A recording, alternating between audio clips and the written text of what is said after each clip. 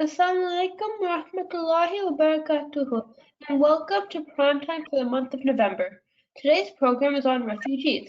My name is Humera Kazi and I will be your moderator tonight. Jazakallahu khair for joining on time. Before we start, we have a couple of announcements while we wait for others to join.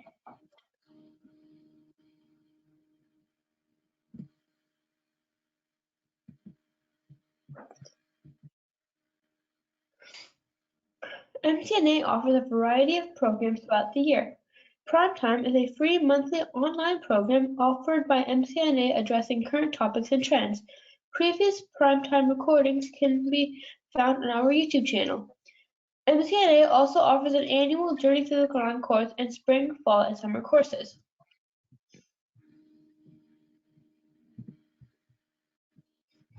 MCNA also has two publications. Me and My Quran is a 3-level book series which has easy-to-understand explanations with colorful illustrations. These books can be purchased from our website. We also have a children's magazine called Companion. Companion is a magazine for kids written by kids all across the U.S. The magazine also offers all sorts of fun competitions where you can participate and win prizes. There are 2 issues per year. Companion magazine is now available for free as an e-companion magazine, alhamdulillah. You can easily access it from any electronic device. Also, if you're creative or good at writing, please send your writings, recipes, or artwork to us at companion@icna.org.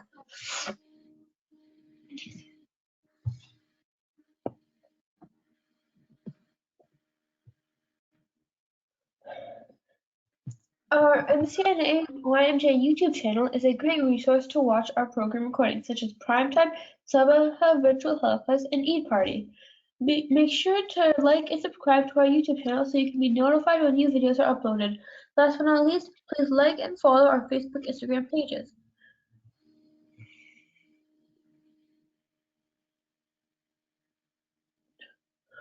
Alright, let's start today's program with Tilawat of Quran, inshallah. أعوذ بالله من الشيطان الرجيم بسم الله الرحمن الرحيم سورة الفاتحة مكية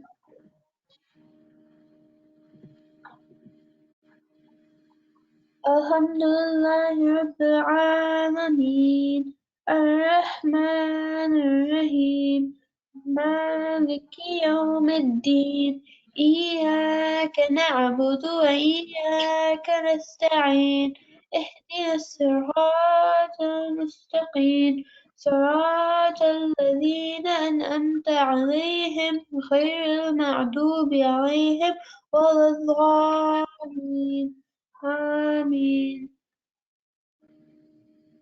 Without further delay, let's start today's program, Refugees and Our Role as Today's Ansar. I would like to introduce today's speaker, Sister Halabi. Sister Halabi is the Refugee Services Director at ICNA Relief USA. She began her work with ICNA Relief in 2011 as a volunteer and played a crucial role in the advancement of ICNA Relief Untitled Chapter's food pantry, refugee facilitation, and coordination programs. Sister Halabi is also the Dallas Women's Transitional Home Director and has been involved with nonprofit work for almost 13 years. She has been presented with the 2017 Social Justice Activist of the Year honor from CARE, Texas, Dallas, and Fort Worth. Named one of Texas Muslim Women's Foundation 2018 Peace Champions and has recently been awarded the Certificate in Fundraising Management. Sister Halabi earned her Bachelor of Arts in French Literature from the University of Texas. Outside her work with ICNA Relief, Sister Halabi continues to dedicate her time to the continuous caring and teaching of people in need. Without further delay, Sister Hala, the mic is yours. Assalamu alaikum warahmatullahi wabarakatuh, everybody. Thank you for joining us tonight. I'm so proud of you that you are here to listen about this important topic about the refugees. And I know, like, we hear, like, in the news everywhere now, everybody's talking about the refugees, what's going on. And I guess it is important for you to learn what is refugee, what does it mean to be a refugee, where the refugees coming from, how people they become refugees, how we can help refugees. So inshallah, in tonight presentation, I will try to give you as much as information as I can. And if I'm missing anything, of course, you can ask me a question at the end and I can answer your question, inshallah. So first, what does it mean to be a refugee? How people they become refugees? So basically, refugees is a refugee is someone who like they have to flee like their home because they're facing like hard time there. They cannot stay anymore in their country.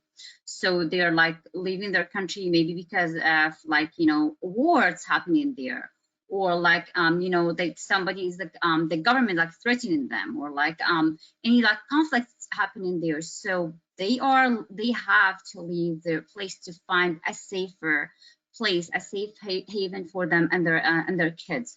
So basically 2/3 of all the refugees worldwide currently coming from 5 countries. So just focus, 5 countries is the top places where the refugees coming from right now, which is Syria, you have Venezuela, Afghanistan, we have South Sudan, and Myanmar. So basically, this is the 5 countries that they're sending, or like people leaving this country because of what's going on there in their country. So people now are asking how people like and then like they have to leave their country, right? They have to go somewhere. Is it as simple as they just pack their things and leave? Do they like choose where they want to come, where they want to go? What is the process? So basically, what's a lot of people they do not know about the process of the resettlement of the refugees. It's a very long process. It's a very long process. It will take up to 2 years for a person since they leave their country to arrive to the third country. So basically, just I want to explain something for you. So sometimes like refugee, they have to leave their country immediately for some reason, for the war or whatever. So first thing, they go to the second refuge country, which is the neighborhood, the neighboring countries. Like if they are in Syria, they will go to Lebanon. If they are like, let's say in Venezuela, they go to the border where like the closest country around them. And then there, they will meet with the office called UN Refugee Agencies. They apply there, and then this agency in the second country, they will do assessment about the case, see which is the most dire like case that they have to leave immediately, and then they assign the cases. They assign the families where they're gonna leave from the second refuge country to the third refuge country. So it's a long process, and it's a very tiring process to go from the first to the second to the third. For example, when we see refugees in the United States, for example, this is their third or fourth country before, I mean, they go through all these steps before they come here. So yeah, so this is the process. It's a long process, and I will later in the presentation I will explain more about these process, inshallah. So basically, this is how refugees they became refugees, and they have to leave their country and come to, as I said, the second and then the third or the fourth countries. So now I want to like talk about the refugees in the history of Islam. So I don't know if all of you know that Prophet Muhammad والسلام, himself was a refugee. You know, he had to himself to leave his country. He has to leave. He had to leave Mecca with his friend, with his followers, because they were like facing a lot of hard time with Quraysh in Mecca. So they had to leave their home, and they had to go to Medina, or like other places around that time. So Prophet Muhammad himself was a refugee. And again, Prophet Ibrahim also sallallahu alaihi wasallam, he was a refugee himself, so he left with his family, and he was supported by Allah subhanahu wa ta'ala. Prophet Musa also, he was harassed by the Egyptians, and he had to leave his country, and he traveled to Midian also. So again, Prophet Muhammad was a refugee, Prophet Ibrahim was a refugee, and Prophet Musa was a refugee as well. And now, if you heard Humaira, she was talking about the Muhajirin and Ansar at the beginning when she was introducing the program, right? So where these Muhajirin and Ansar come from, where these words come from, what is the story about the Muhajirin and Ansar? This is really important. Just listen very carefully, because these words is really important to learn about.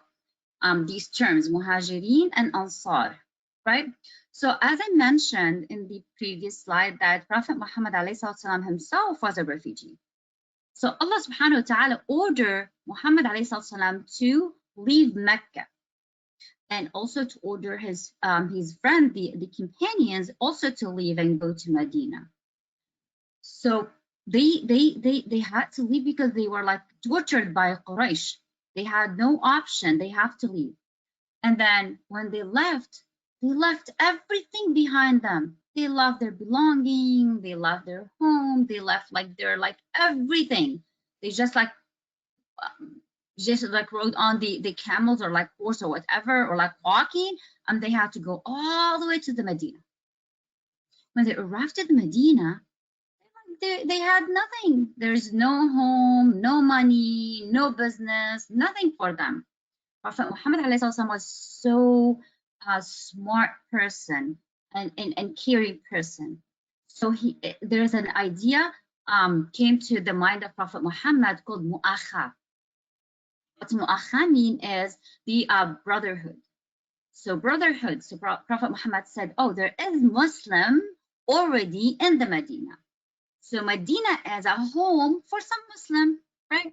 So those Muslim in the Medina, they have homes, they have land, they have business, they have money, they have everything. So Prophet Muhammad, to make it easy for the immigrants, the refugees who left Mecca and arrived to Medina, he decided to do, it's like a brotherhood, al-mu'akha. So he chose one of the people who already live in the Medina, and those called Ansar, helpers. They have money, they have homes, they have everything. And then the other part, it's the immigrant, the refugees, called Muhajirin. Muhajirin, they left everything behind. So now Prophet Muhammad, he picked one of the Ansar, the helpers, and made that person a brother to that Muhajir, to that immigrant. That this is your brother. So that's mean when they are brothers, so they have to share everything. So they have to share their homes, their business, their money, their food, everything they had to share. And that was like way easier for the immigrant, to have a brother, to have a home, to have a business, to have something. And this was the best story of the Muhajirin and Ansar. And it was an example of Prophet Muhammad ﷺ for every Muslim. So when Allah subhanahu wa ta'ala mentioned this story in the Quran, in Surah At-Tawbah and the other surahs, when Allah mentioned this story, is it like just because He wants us to learn about this story? Is it just like, oh, this is the history and you have to, just like you have to know about it? Of course not. He was teaching us a lesson. So see, Prophet Muhammad wasn't a refugee himself. And this is how Prophet Muhammad, he fixed these problems when the immigrant left everything behind. And he was, Allah subhanahu wa ta'ala wants us to learn from this story how we as Muslims have to treat our brother and sister when they leave everything behind and they come to another country, wherever they're coming from, wherever they're coming to. This is how we need to treat them, as Prophet Muhammad والسلام, did, as the Sahabi radiallahu anhum also treated their brother and sister when they moved. So one of the brothers, when they arrived to Medina, and Prophet Muhammad, he said, "Oh, this is your brother. You have to share your everything with him." And of course, the helper, the Ansari, he said, "Of course, I'm gonna share everything with my brother." But the immigrant said, "You know what? I really appreciate that you're gonna share everything with me, but like I prefer if you show me where is the market, where is the soup, where is the market. I want to go and start like work." And that person who started this work, he was one of the richest Sahabi after that, subhanallah. So, I mean, he was trying to depend on himself, but of course with the help of his brother, the Ansar. So again, now the three very important terms here: muhajirun, muhajirin, muhajirun, which is immigrants, refugees. We have Ansar, the helpers. And we have as this process called mu'akha, the brotherhood between the Muhajirin and Ansar by Prophet Muhammad alayhi salatu. So this is the story of like Muhajirin and Ansar, and this is why it's really extremely important to learn about it and to learn from this story. And this is, again, as I mentioned before, this is our role as Muslim toward our like the refugees and wherever they're coming from, wherever they're coming to. When we meet with any immigrant or refugee coming and they need help, the Quran, Allah subhanahu wa ta'ala is praising the people who's they're helping their brother and sister who needs it. So the first thing that the first thing have to come to our mind is that Allah subhanahu wa ta'ala praising the mu'minun, the people who's they're trying to help their brother and sister. And we have to learn this is our job is to help them. Just like imagine like those people, they left everything behind and they come here, they have nothing. Just like I remember myself when I came, like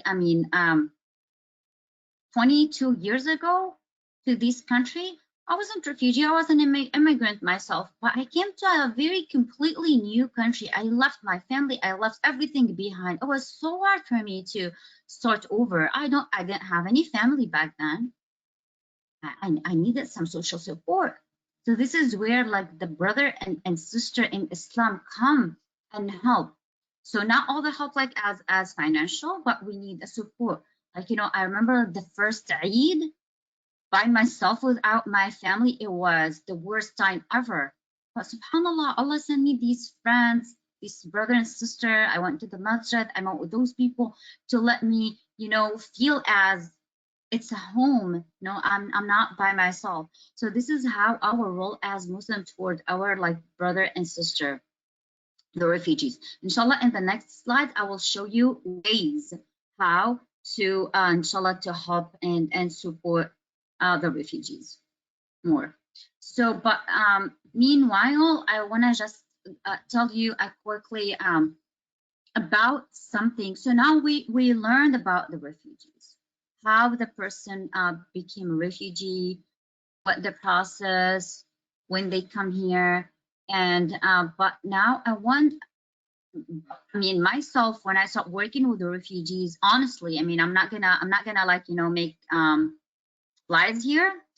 I had so much like myth in my brain, and I had like so many like ideas about refugees, like kind of like not bad ideas, but not the right ones.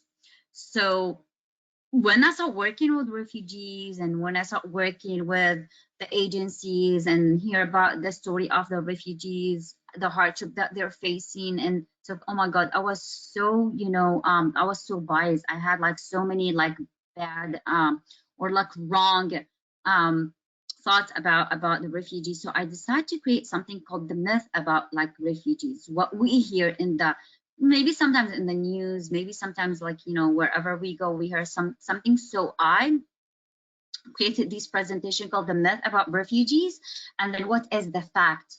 So when you hear something about these myths, you have the right answer for it. So first one, we hear a lot like in the news that, oh, refugees, they are terrorists, and that's why we don't want them to come to this country. They're bad people. We don't want them to be here around us. We don't want the, you know, their kids to be with our kids at school. And we heard this a lot. But subhanallah, as I mentioned before, the refugees, they go through very hard time to arrive here. I want you just to imagine these things, that they go under 8 level of screening before they arrive here. Before they let them come into the USA, they go over 8 federal agencies, from State Department to the Homeland Security to the FBI to the database check, and then again interviews and medical screening. So before they arrive here, they know everything about them, everything. So they will, I mean, they will never ever bring people, that bad people. And if you hear in the whole history of the refugees, you don't hear any like, or like barely any incident that happened from a refugee in any country that they moved to. Most of the refugees, they come as a family, they have young kids, they're like, they left everything behind because they're looking for a home for their kids. You know what happened like years ago when they start saying in Texas specifically, oh, we don't want refugees because they're like bad people and we want them to leave this country. And I was working with the mother. She has 5 kids by then. Now she has 6, mashallah. She put everything in the bags and she started crying. She said, Hala, where should I go? I don't have a home. I don't have any place. And I have these 5 kids with me. Where they want me to go back? I have no home. And I said, don't worry, this is your home and we are here for you. So no, they go over a lot of security before they arrive, and they're not terrorists.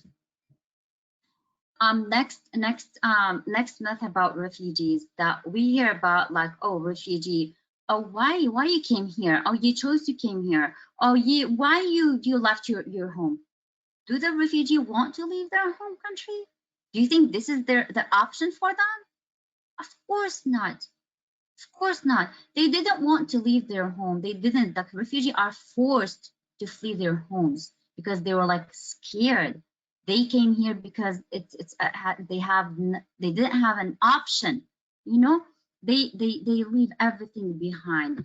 I just want to tell you something about like a story about like my family. This is a personal story, and it's so sad. You know, like as I mentioned, I've been here almost 20 years. Yeah, I came like about like 20 years ago to this country. I used to go visit my family almost every year until the war started in Syria. And I couldn't visit them anymore. And this is my 12th year. 12 year in a row, I didn't visit my home. So 12 year, I didn't see my brother, my niece. I don't know my niece or my nephew, by the way. You know? And you know, like I have 5 siblings. I have 1 sister and I have 4 brothers. You know, all my 5 siblings, all of them, they lost everything in Syria. They lost their homes, they lost their business, they lost their cars, they lost everything. And they couldn't leave the country. They couldn't leave anywhere. They had to stay because they didn't have a chance to leave. Not everyone, they can leave. So they lost everything. Like I remember like a few years ago, my 3rd brother, it was his wedding, right? And he was working for like almost 4 years straight and saving money and, you know, working very hard to save money to get this home. And he put everything, like a brand new home, a brand new everything, brand new inside the home.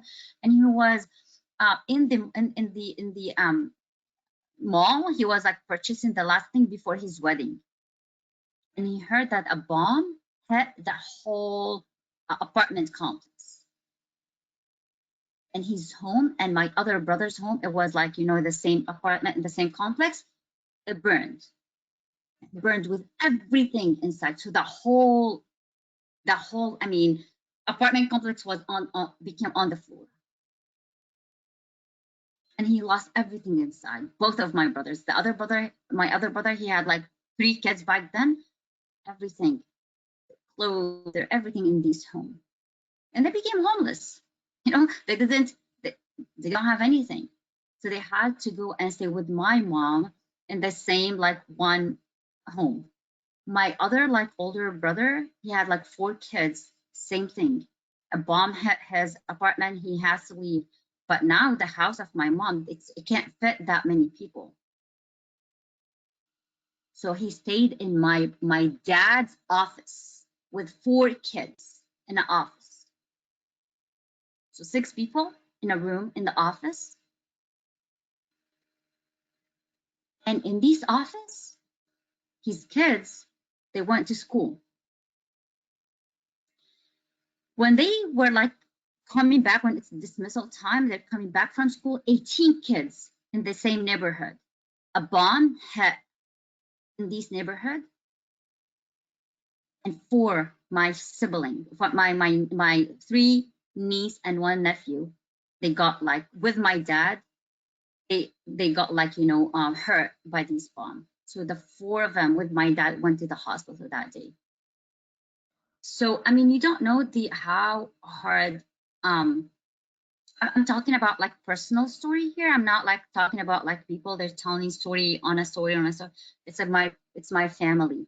It's my family. So it was so hard. Now they're still there. They couldn't leave. They're starting over. So alhamdulillah, I mean, just like imagine yourself, like, just if you close your eyes, you know, in the morning, alhamdulillah, when we wake up in the morning, that we have our bed, a room, a warm breakfast, a nice car to go to the school, a very nice school, nice clothing. Just imagine those kids, they had the same thing. They had everything like you. And one day they lost everything. They just opened their eyes. They didn't even find a roof over their head. So alhamdulillah, we're so lucky to have everything. But as shukr, to thank Allah subhanahu wa ta'ala for this ni'am, we have to share the ni'am. We have to appreciate the ni'am, that of the blessing that Allah subhanahu wa ta'ala give us. We have to appreciate it. We have to feel it. We have to know like how kids, they used to have it, but they lost it. A lot of kids. I'm going to show you the numbers now. Kids, they're staying in tents. Now it's so cold, you know, like it's snowing, it's cold, and you know, they're in these tents. They have no other place to go. SubhanAllah. So alhamdulillah, just like say alhamdulillah and say alhamdulillah and say alhamdulillah, and just say inshallah, Allah will keep all this blessing on us, and inshallah we're gonna share it with the people who needs these na'am. So another myth about the refugees, it's about like refugee, they're taking the job away from American. Let's say if we're talking about like America specifically, I mean, honestly, from the past 11 years, I've been working with the refugees. They are the most hardworking people. Do you know how many people from the past few years that I know personally, that they start their businesses, their own businesses, you know? And I mean, from these, like, you know, analysis from 2010, 500 companies, you know, in America, they were like founded by immigrants. 7 out of 10 valuable brands in the world came from to America, from owned by the immigrant or children of immigrants. So they are business. They're like that. They open the businesses, and you know, businesses create jobs. So in this myth, refugees taking away the jobs. No, the fact they are creating jobs. because they open businesses. And also from my experience, there's a lot of jobs in America, specifically the American people, they don't do these jobs. So immigrants and refugees, they fill in these jobs, like mowing the grass, let's say, cleaning houses or cleaning the office, or like fill the shelves in at a Walmart or the grocery store. A lot of things. The American, the born American, they don't do it, you know. So they're like filling in these needs. SubhanAllah. So refugees, they are creating jobs, and they're filling in the need of the job that other people, they don't do. This is really important, and we hear a lot, oh, those refugees, they're coming in, they're getting a lot of money from the government, they're depending on the government, and they're like, oh, this is too bad. No. I mean, government, they provide refugees with a small amount of money to start their life. But they're telling them, hey, we're like letting them, you come here, we're giving you paperwork, we're giving you a work permit, and we're gonna start like helping you at the beginning, but it is your job to go find a job and start paying your rent. So, I mean, it is a small amount from the government. We really appreciate this amount. We really appreciate the government. We really appreciate their help, but they're not depending on the government. They're not dependent on the tax money or whatever the people are saying. No, they're hardworking. As I mentioned in the previous slide, yes, they can apply for food stamp because they need it, but when they start working and they start making money, they cut these food stamp from on the refugee, and then they have to go and purchase their own food when they start making money. But at the beginning, yes, they give them food stamp because they will not let people starve. So, but no, they're not depending on the government. They give them a small amount, but then they depend on themselves to work and to make the money. So this is the mess that I have. If you have any other question or any other concern other than what I mentioned in my presentation, please don't hesitate to send me a question, and I'll be more than happy to answer your question. Now I want to just give you, this is the number of 2020 nationwide. What is the number of refugee? How many refugees do we have? How many people we have, people displaced from their worldwide from their home? And this is they forced to leave their home. So we have 82 million people now worldwide that they like they forced to leave their home. From these 82 people, 26 million, they are refugees. So have 26 million people worldwide, they are refugees. Okay. And then we have 48 that internally displaced people, which is like my family. They are internally displaced. So they left, they forced to leave their like apartment, their home, because they don't have it anymore, and they live in another place. So we have 48 million of those people internally displaced. We have 4 million asylum seeker. So asylum seeker that they come on their own to the other country and ask for asylum. We have 3.9 million from the Venezuela and what's happening now in Venezuela in this place at the board now. So they are in camps at the board, and they're like still, they didn't tell them where to go. Now the surprising part, I heard that a lot of people, they think America, United States, it's #1 country that they're like receiving refugees. We have so many, enough people, no more refugees. That's what we hear now, right? I want to show you these numbers, these facts. Okay, so facts, 86% of the refugees that I told you, the 26 million that I told you about in the previous slide, they are going to the neighboring country. Okay, so they're going to like neighboring country that they sell, like as I said, like if they're Syria, they go to Lebanon, they go to Jordan, they go to Egypt, around there where they live. So Most of the refugees, they go to the neighboring country. And then the rest, as I said, through the United Nation, they send them to other country, which, as I told you, like first country, their home country, they go to the neighboring country, and then from these neighboring country, they go to the third or fourth country, right?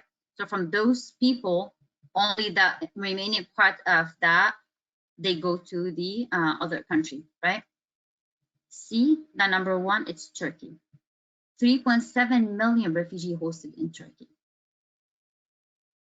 After Turkey, we have Colombia, Pakistan, Uganda, and Germany. Do you see United States in this list? I couldn't put the whole list because it's gonna take forever to show you the whole list. I guess United States, it's almost in the 24th on this list. So when you hear, oh, America, they're taking a lot of refugees to their country. You know, like that number comparing to, like, let's talk about Lebanon. So for every 8 Lebanese people, there's 1 refugee. Okay. So this is the number for every like 15 Jordanian people that they live in Jordan, there is a 1 refugee to this country. You know, in Lebanon, there is over, I don't know, like now, I know this number, but I mean, personally, because I visited Lebanon and I'm Lebanese originally. So, I mean, 1/4 of the Lebanon people, they're refugees now, subhanAllah.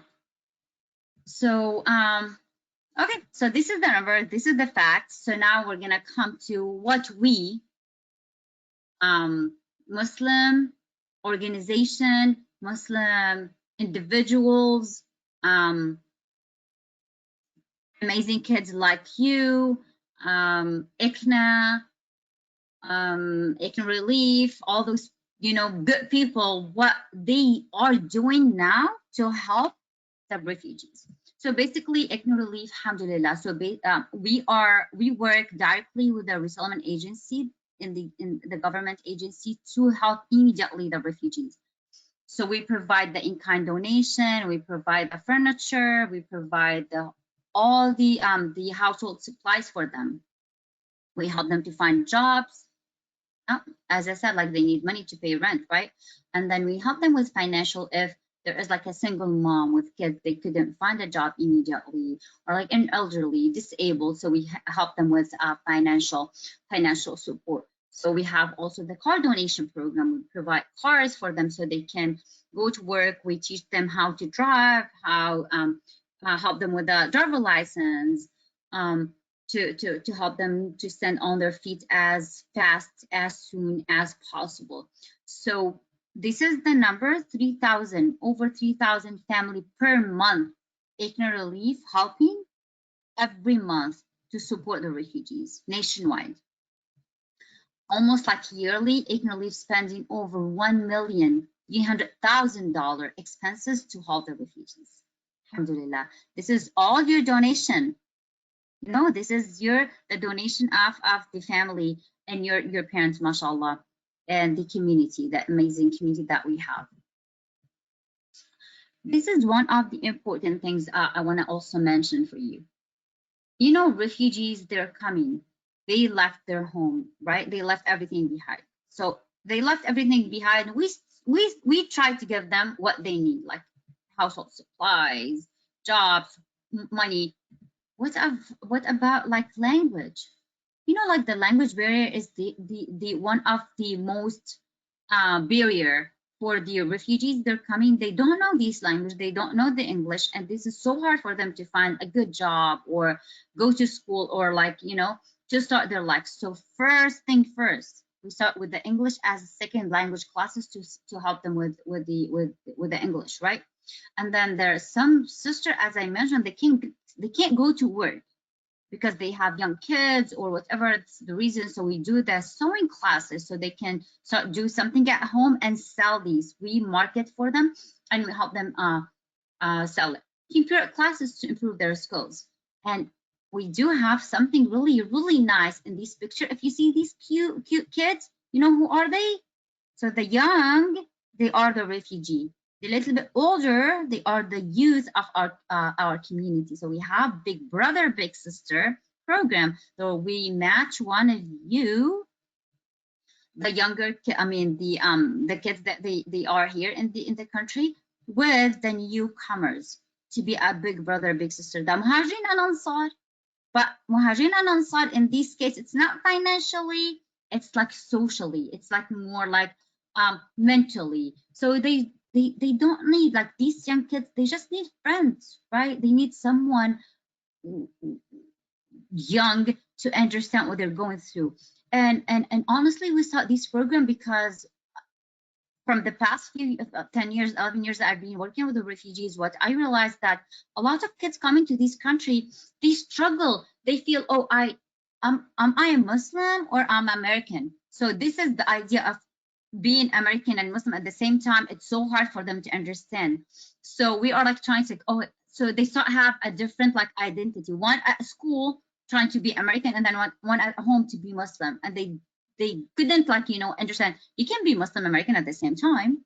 You don't have to be both, different person. So we created that program to show them, see, those kids, they are American and they are Muslim like you, and they don't have two identities. They have American Muslim, and you can be like them. So those new kids, they have a lot of questions.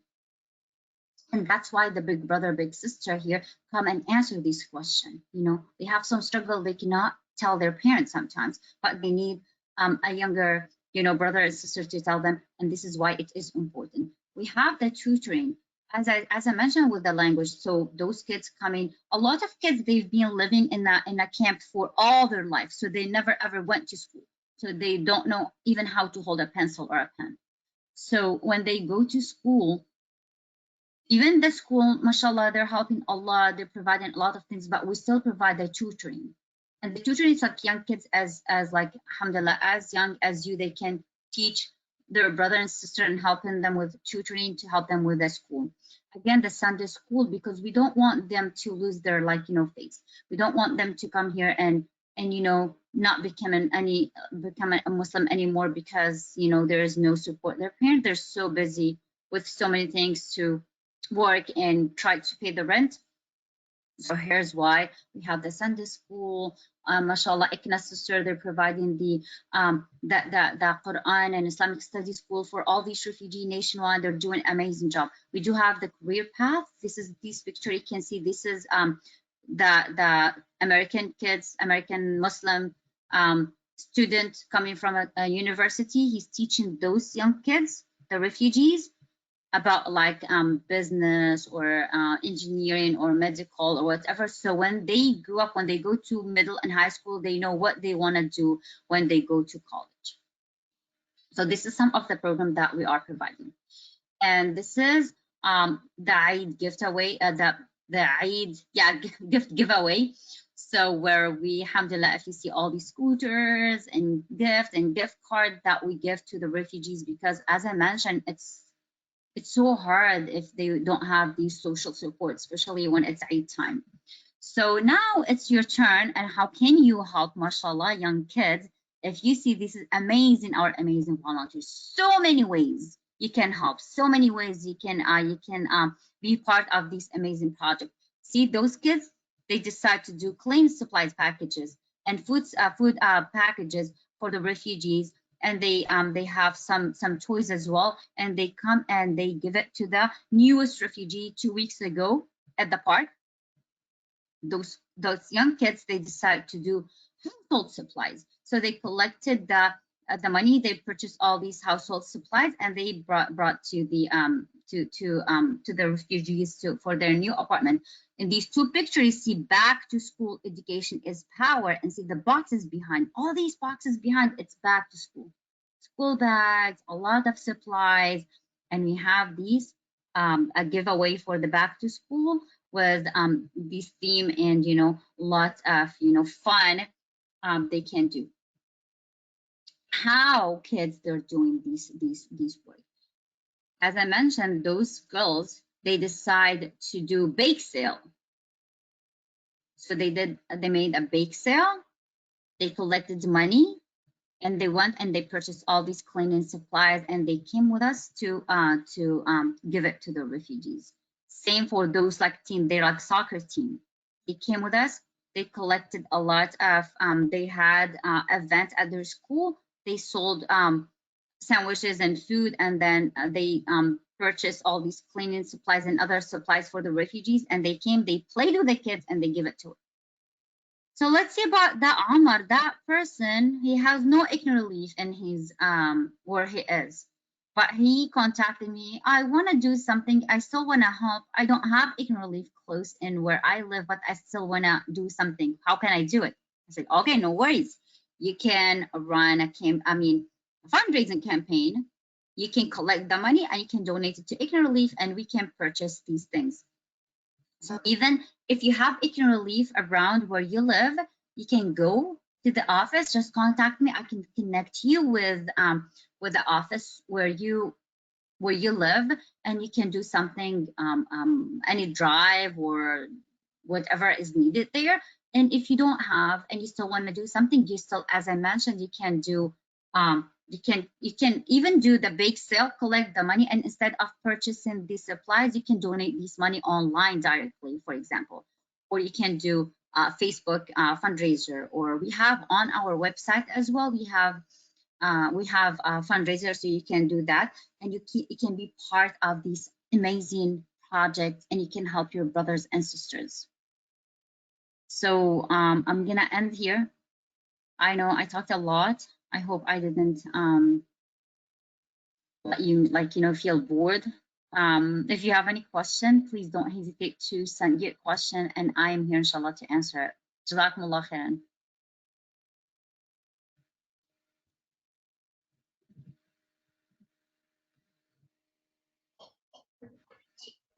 Sister Hala, we'll take another 5 minutes to start the Kahoot. Could you please take the questions by that time?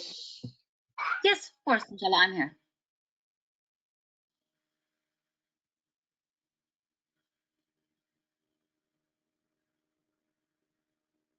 Sister Hala, I see one question. Someone is asking, how can you send boxes and help out, and how to donate?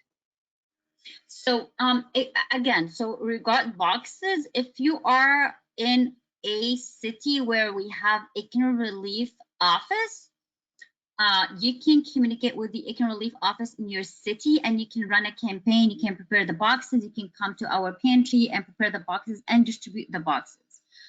If you are in a place that you do not have ICNA relief office there, as I mentioned, you still can donate online. You can still do a campaign, collect the money, and you can donate this money online at icnarelief.org, www.icnarelief.org, icnarelief.org/donate. You can pick any of the programs that you want, like let's say you want to specifically donate for refugee, for winter drive, for blanket drive, so you can pick these specifically, or household supplies or food. You can pick that and donate through this link. You can send a check if you want to give the money to your mom and dad, and they can make a check and send it to us.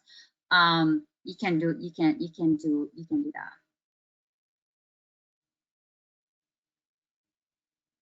So currently we're doing a winter drive now. We're collecting a donation to purchase jackets and gloves and hats and socks, shoes, and blankets for the new refugee, because the newest wave of the refugees coming from Afghanistan specifically, they're coming empty-handed. They don't have any clothes, not at all. Literally nothing, not even a second set of clothes. So they have only one set. If it's dirty, they don't have another to clean it, to wash it.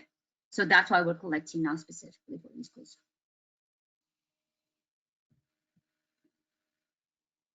Okay, Sister Hala, there's another question. How can I contact my nearest ICNA relief? Good question. You can go online and online on icnarelief.org, and you can see where we have offices.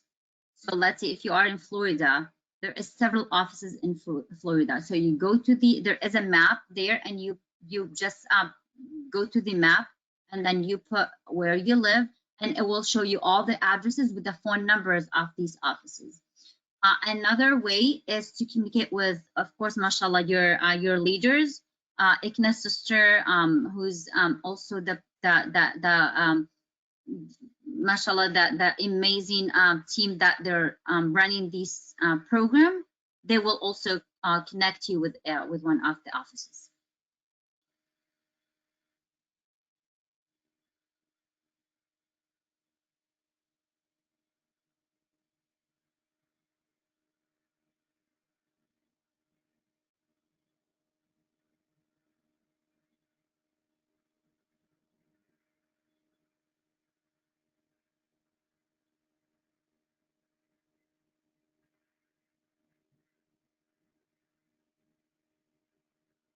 So again, until we have the next question. So now, with a $20, you can sponsor a blanket, a heavy blanket for one family. $15, you can sponsor a jacket for one of the kids that they're coming to school. They're going to school now. $5, $5 you can we can prepare like this package. It has hat, gloves, and socks. So in $5 you can sponsor hat, gloves, and socks for one kid. So let's see, oh, I want to sponsor 10 blankets. So maybe you can do a drive with your friends and family and collect these $200 and send it to Ikna Relief and say, hey, I want to sponsor 20 blankets for the refugees. Or maybe, let's say, with the $50, I want to sponsor 10 packages for the hats, gloves, and socks. And also, by the way, to answer one of the questions, sorry, they're saying how they can help. There is another idea. I just want to show you, go back a bit. If you've seen these picture, Brother Zahid's giving gift cards for the kids, right? So what you can do is you can run a campaign with just gift cards, Walmart gift cards, Target gift cards, and then you can put these gift cards in an envelope, and then you can ship it to us, and we can distribute it for the kids so they can purchase whatever they need. So gift card also another idea, and wherever you are, you can do this, and you can inshallah send it to us.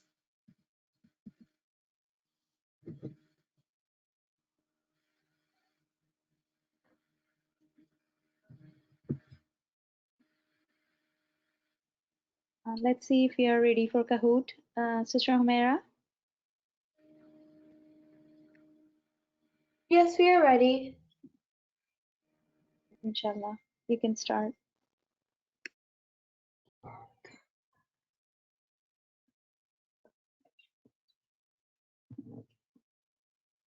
I have to share my screen, so could you please stop sharing yours? One bite.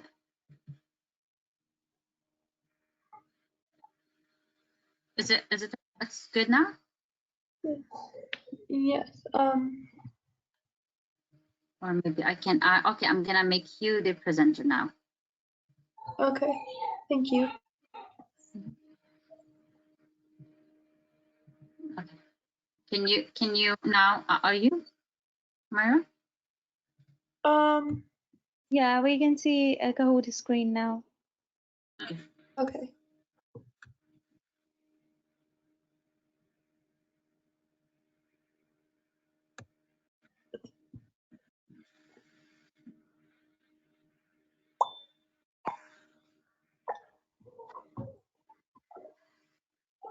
We'll need some people to join, and then we can start.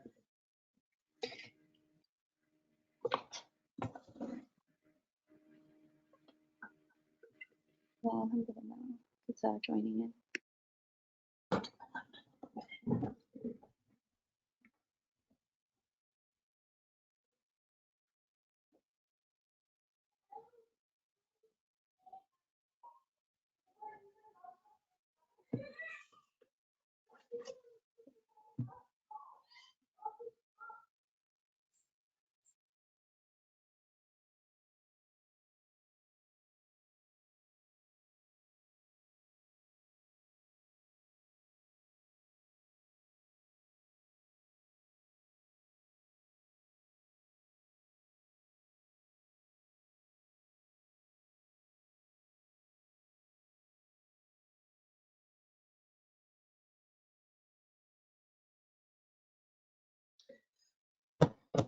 We have 35 kids. Inshallah, we'll wait for some more time.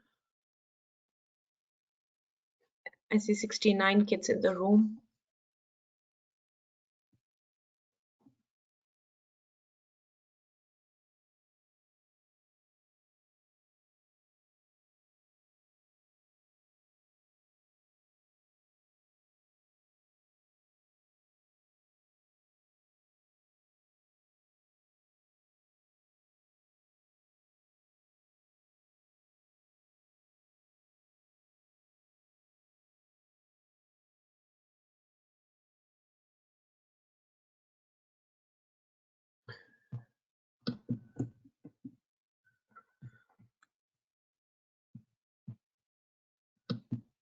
Inshallah, we'll begin. 5, 4, 3, 2, 1.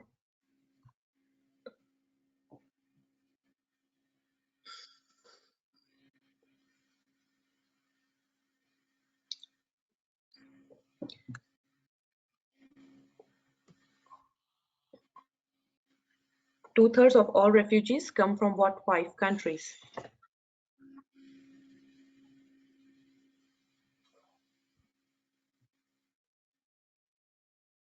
Three, two, one.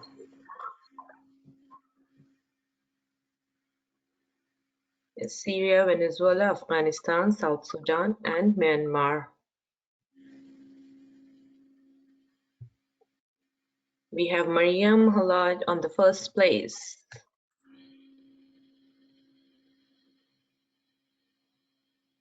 Refugees leave their home country because they want to visit a different country or they are forced to leave.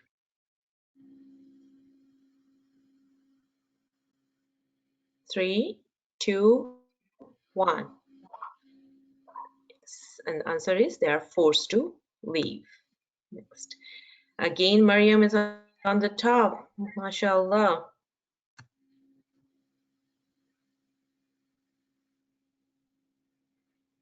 Refugees choose the country they want to live in. True or false?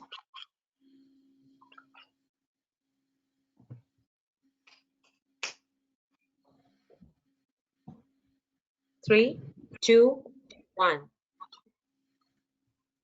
False.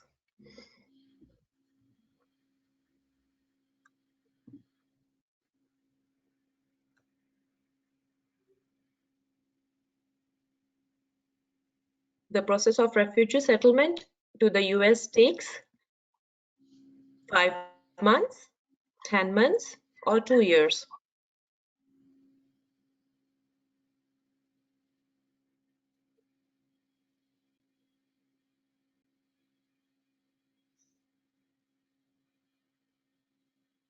Two years. Next, true and false question.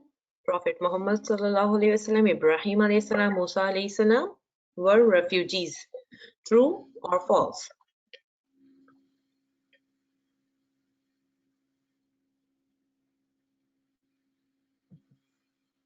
True. That's true.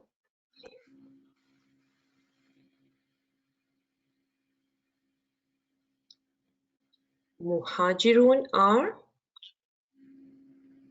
they the refugees or are they the helpers or they are friends?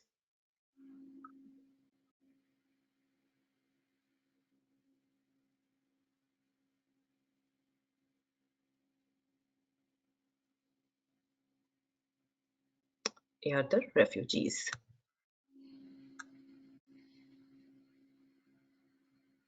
And Ansars are the refugees, migrants, the helpers, or are they the friends?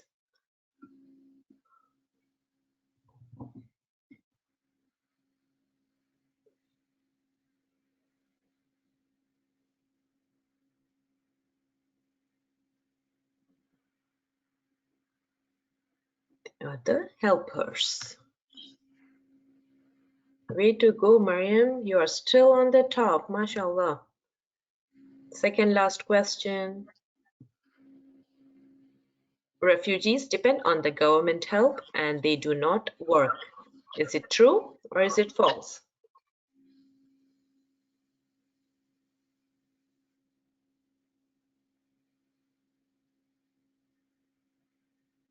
Three, two, one. False. The last question of the day. The largest population of refugees are hosted by which country? United States, Australia, Turkey.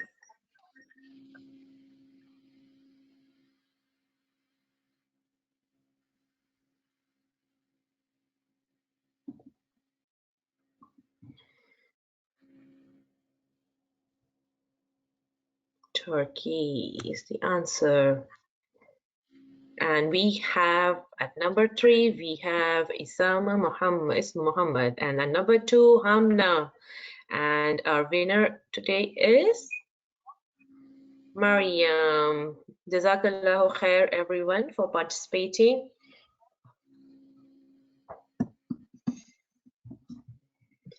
Jazakallahu khair, Sister Hala, for making such an amazing session, mashallah. I learned that the Prophet Muhammad ﷺ was a refugee and that he had great love and respect for Ansars. Inshallah, I'll do my best to be a helper to my refugee brothers and sisters. May we all use what we learned today to make our lives better, and may Allah subhanahu wa ta'ala guide us and protect us. Ameen. I'll conclude the session with surah and dua. أعوذ بالله من الشيطان الرجيم بسم الله الرحمن الرحيم سورة العصر مكية والعصر إن الإنسان لفي خسر إلا الذين آمنوا وعملوا الصالحات